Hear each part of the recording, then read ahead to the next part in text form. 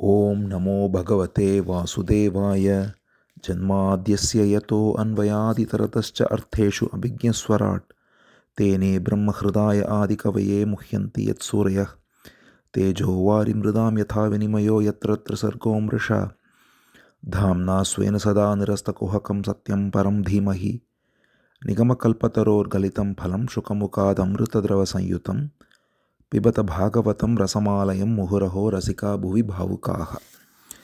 We now enter the 76th chapter of the 10th Skandha of Srimad Bhagavatam. So now Shukra Brahma Rishi moves on to another wonderful pastime, which is the deliverance of a demon king called Shalva.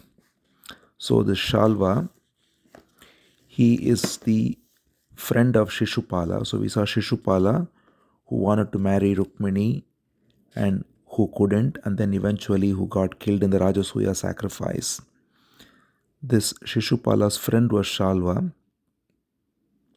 and the Shalva, even at the time when during Rukmini's wedding arrangements, how Krishna came and Balaram also came with the Yadava warriors, and all the troops of Shishupala and Jarasandha were all defeated. At the time, the Shalva took a vow saying that I will kill all the Yadavas to avenge for this, to avenge for my friend Shishupala as well as the decimation of all the troops here by the Yadavas. I shall rid the earth of Yadavas. He makes this vow. Then he began to engage in worship of Shiva.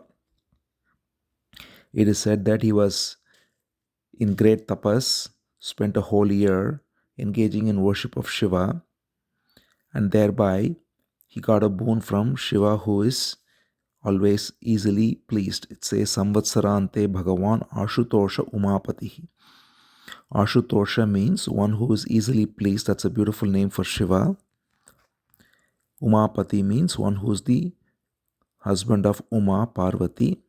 So at the end of the year, being pleased, Shiva gave him whatever boon he might ask, and Shalva said, what I want is an aerial car that can go anywhere and that cannot be destroyed by any created being,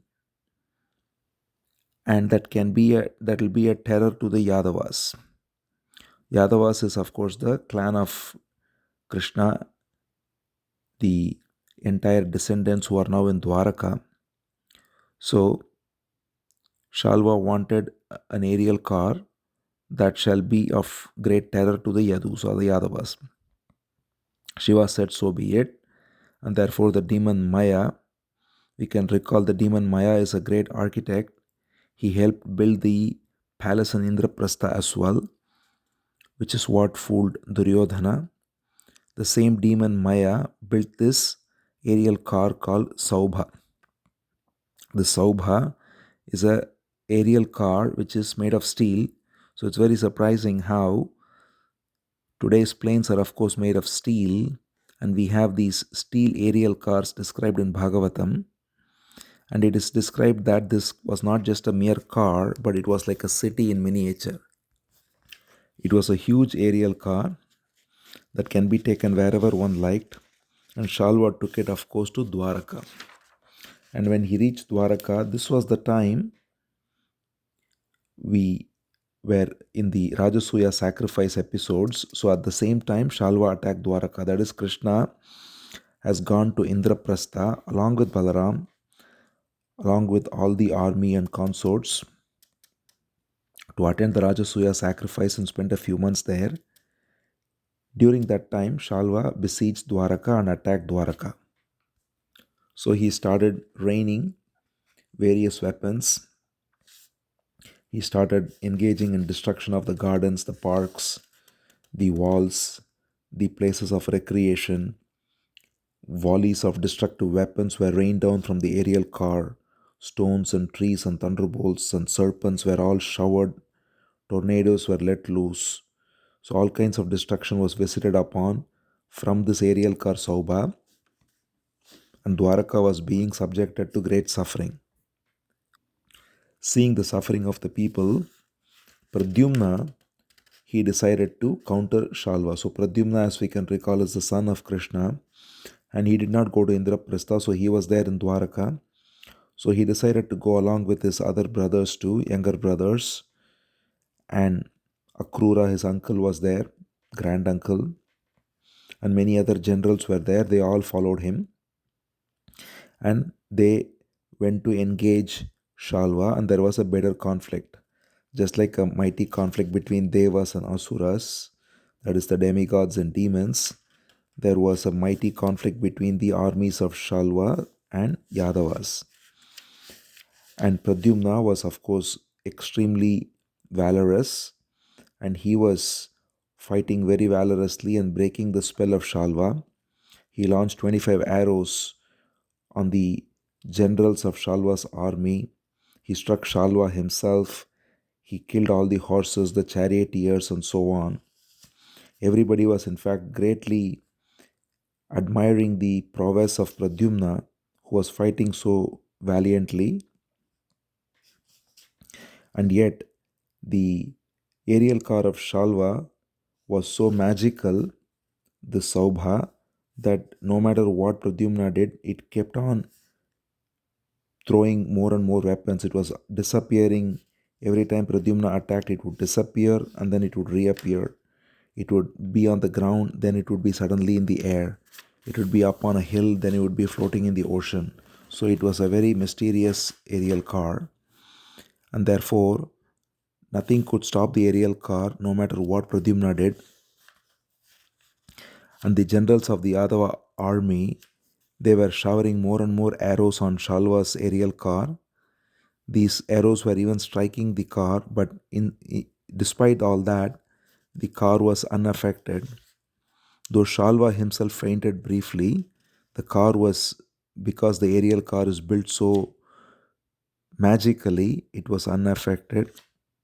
And the Yadavas were very harassed by now with the volleys of weapons being showered, but they all fought valiantly too. Meanwhile, there was a commander of Shalva called Dyuman, who Pradyumna had already attacked once, but now he suddenly came out of nowhere with a steel mace and struck a heavy blow on Pradyumna. And the blow was so heavy that Pradyumna fell down, and instantly Pradyumna's charioteer, who's the son of Daruka. So Daruka is the charioteer of Krishna, and Daruka's son happens to be the charioteer of Pradyumna, who is Krishna's son. So the charioteer takes him away from the battlefield instantly to help him recover. And then Pradyumna recovers, and then the first thing he does, which demonstrates his valor, is he actually chastises his charioteer. He says, "What did you do by removing me from the battlefield?" No Yadava comes out of the battlefield. This is very poorly reflecting. It seems like you are a weak-minded charioteer. What would Krishna and Balaram think, my father and my uncle Balaram? Because you have essentially made me flee away from the battlefield. But the charioteer was also equally wise. He said, "No, please recognize that protecting your life is important and it's the duty of a charioteer.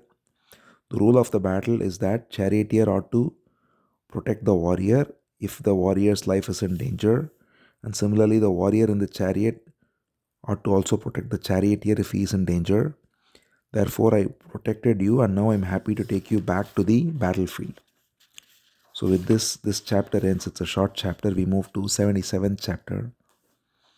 And there, Pradyumna now goes back into the battlefield, and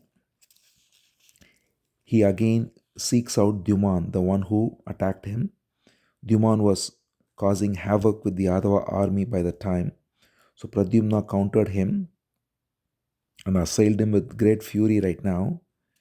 And he tore off Dyuman's bow and banner and his horses, and finally, with a forceful arrow, Dyuman's head was struck and he beheaded Dyuman. So this way, Dyuman was killed. And then the other brothers of Pradyumna, they started mowing down the army of Shalva. The aerial car Sauba was also getting attacked, but yet, because the aerial car was so magically constructed, they couldn't destroy it. None of them were capable of destroying it. Therefore, the army of Yadavas, the army of Shalva, were fighting each other furiously for days and nights.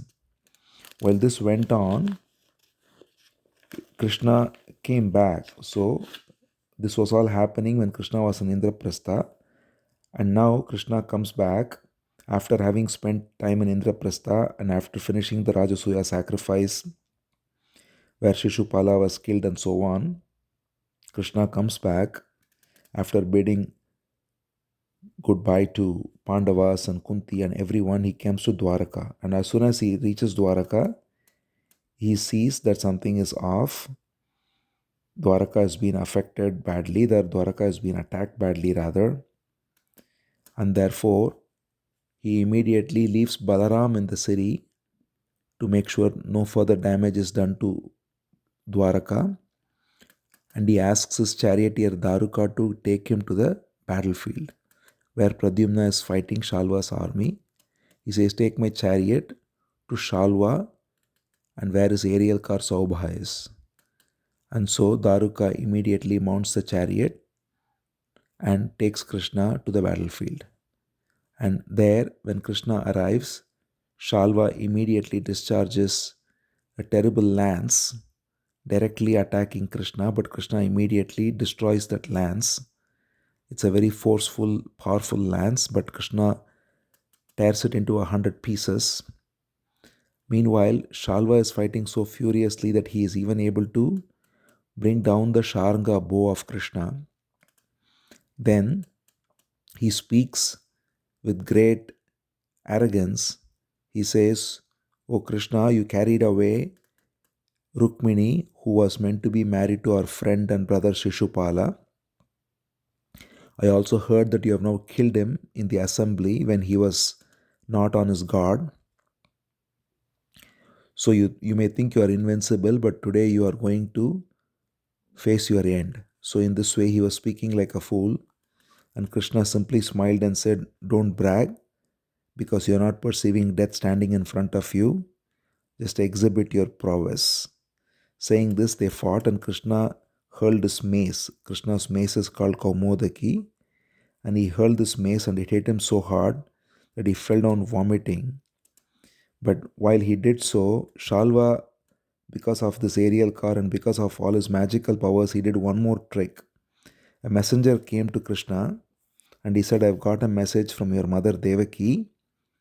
Your father Vasudeva has been captured and Shalva has come there to capture him and he has taken him like a butcher would take an animal to be slaughtered.